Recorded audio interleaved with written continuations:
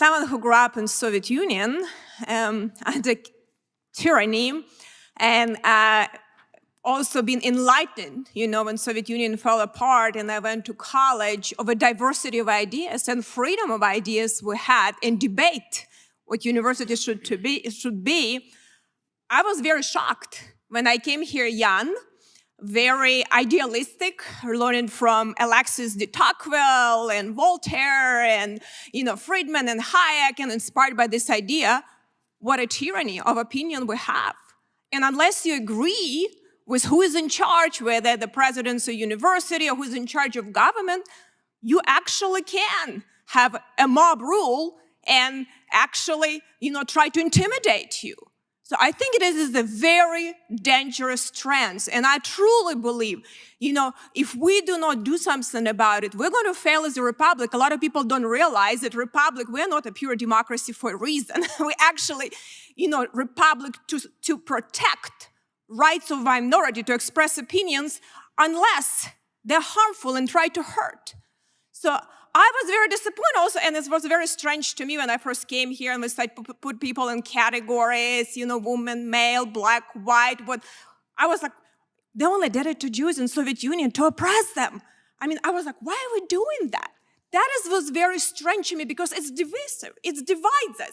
We're all Americans that believe in our country and our ideas, and we have to fight for them. So my question is for you, Mr. Marcus, just briefly. Do you think we should really rethink how we're doing it, so that how we can unite the country with our ideas instead of separating and dividing us constantly, talking about, because it shouldn't matter. I'm like, why should it matter? If I'm female or male, if I am real good at something, I'm going to pursue my happiness. So what do you think? Thank you, Congressman. I agree, and here's the way I would put it. When we see the response of so many college students to such atrocities, the question shouldn't be, do we criticize, do we condemn, do we punish the speech? The question should be, how in the world did we get here? How did we get to a place where a significant portion of students at some of our best colleges and universities, students in many cases who view themselves as progressive leaders, have adopted some of the vilest values that one could possibly imagine?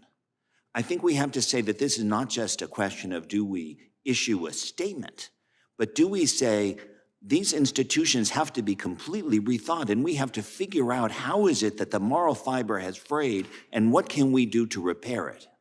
And I appreciate it. And listen, I'm someone who actually went and, sometimes not a popular thing. I defended some crazy things that Marjorie says, and actually was one of the few Republicans. I wish actually somebody on the other side who tabled the resolution, because it was badly written resolution talking about October 18 event as insurrection. It was an insurrection as well as was January 6th was an insurrection. So let's just be honest. We need to have here start being honest and not play politics with people's life. And I hope people on the other side also will be able to do something where you go against your own party and get attacked and not to be afraid to do it. So my question is for all of you, just quickly, do you believe that diversity of ideas, freedom of speech, including conservative speech, should be protected on college campuses? Ms. Burdett, just yes or no?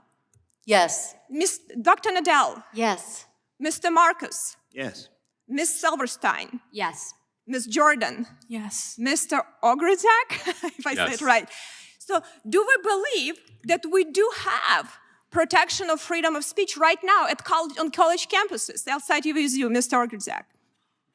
Completely? No. Ms. Jordan? Nope. Ms. Silverstein? No. Mr. Marcus? No, ma'am. Mr. Nadel? Dr. Nadel, sorry. That's okay. I think we have mechanisms put in place to protect freedom. But do we have it right now protected, freedom of speech and ideas and the real expression that people are not afraid? Based on what some of the students have said, no. Ms. Burdett? Yes, we do. It's messy, and we need to make sure that the rules are applied fairly to these students. So I believe conservative and all speeches are protected right now. All speech is protected by the rules, and humans implement the rules. So when we talk about our implementation, we have all this diversity inclusion, and it's becoming like a tyranny, you know, unless you're the green, right? Is it correct? Are they effective with diversity? I'll talk about giving more money.